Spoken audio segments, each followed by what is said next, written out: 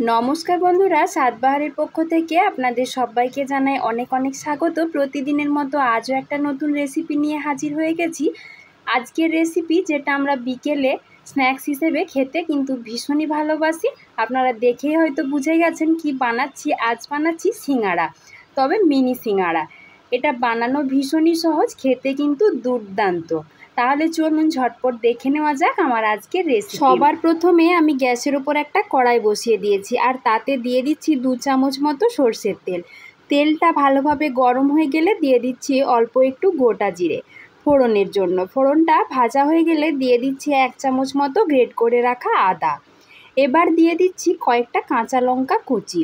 আপনারা ঝালটা যে যার মতো করে বুঝে তারপর দেবেন। এবার এক এক করে সমস্ত গুঁড়ো মশলাগুলো দিয়ে দেব। সবার প্রথমে দিয়ে দিচ্ছি হলুদের গুঁড়ো, তারপর দিয়ে দেব 1/2 চামচ মতো জিরের গুঁড়ো, আর দিচ্ছি খুব সামান্য একটু লঙ্কার গুঁড়ো। দিয়ে গ্যাসের ফ্লেমটা একদম কমিয়ে রেখে একটু কষিয়ে নেব।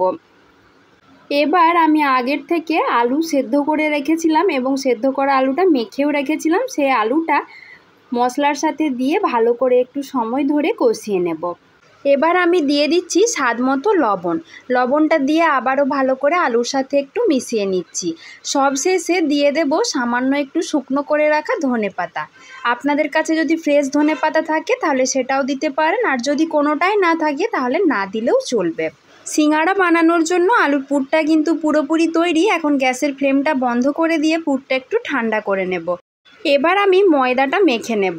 তার জন্য একটা বড় বাটি নিয়ে নিয়েছি, আর একটা কাপ মাপ করে এখানে আমি 250 গ্রাম মতন ময়দা নিয়েছি। ময়দাটার সঙ্গে আমি দিয়ে দিচ্ছি পরিমাণ মতো লবণ আর খুব সামান্য একটু কালো জিরে। তার সাথে দিয়ে দেব 2.5 চামচ মতো সাদা তেল ময়ান হিসাবে। এবার এই তেলটা দেবার পর হাত দিয়ে সমস্ত শুকনো উপকরণগুলো প্রথমে ভালো করে একটু মিশিয়ে নিতে হবে। দেখুন আমার এখানে ময়ানটা কত সুন্দরভাবে দেওয়া হয়েছে। একদম ময়দাটা হাতের মধ্যে এভাবে মুঠো করা যাচ্ছে আর একদম ঝুরো ঝুরো হয়ে পড়ছে, অর্থাৎ পারফেক্টভাবে ময়ানটা দেওয়া হয়েছে। এবার একটা গ্লাস মাপ করে আমি এখানে 1 গ্লাস মতো জল নিয়ে নিয়েছি ময়দাটা মেখে নেওয়ার জন্য। তবে সব জলটা একসাথে দিলে চলবে না, অল্প অল্প করে দিয়ে ময়দাটা শক্ত করে মেখে নিতে হবে। ময়দাটা এমনভাবে মাখতে হবে যাতে খুব বেশি শক্ত না হয়, আবার খুব বেশি নরম হলেও কিন্তু চলবে না। এবার ওই ময়দাটা আমি 2 ভাগে ভাগ করে নিচ্ছি। ততক্ষণে আমার এখানে আলুর পুরটাও কিন্তু পুরোপুরি ঠান্ডা হয়ে গেছে। এবার আমি রুটিটা বেলে নেবার জন্য বেলন চাকি নিয়ে নিয়েছি, তার উপর সামান্য একটু ময়দার গুঁড়ো ছড়িয়ে দিচ্ছি, আর একটা লেচি এভাবে দিয়ে ময়দার গুঁড়োটা একটু মাখিয়ে নিলাম। এবার ঠিক যেভাবে আমরা রুটি বেলে থাকি সেভাবে গোল করে বেলে নিলেই হবে।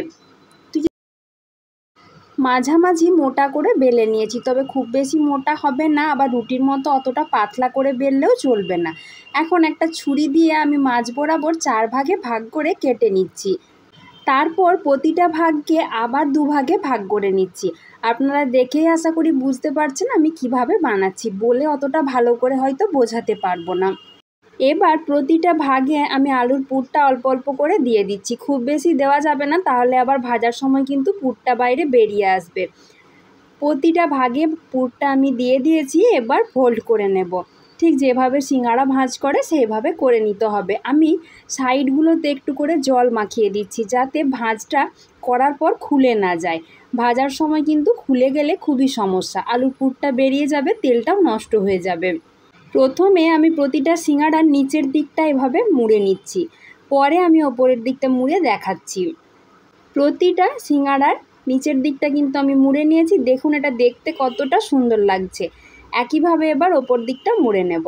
ওপর দিকটা এভাবে ধরে এনে নিচের দিকের সঙ্গে লাগিয়ে একটু জল দিয়ে ভালো করে সাইডগুলো মুড়ে দিতে হবে।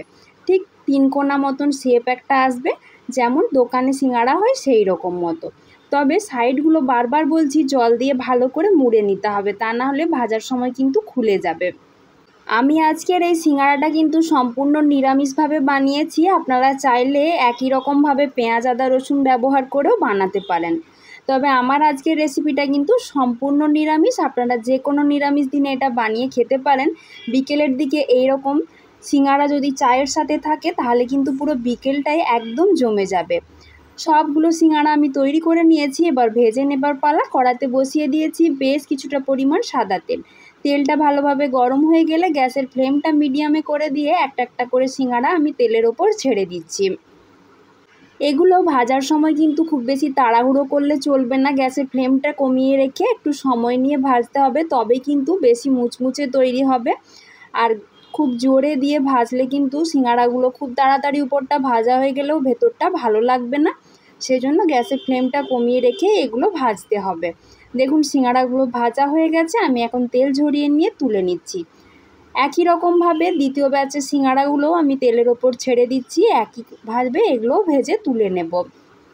তাহলে দেখলেন তো বন্ধুরা সিঙ্গাড়া বানানো কতটা সহজ।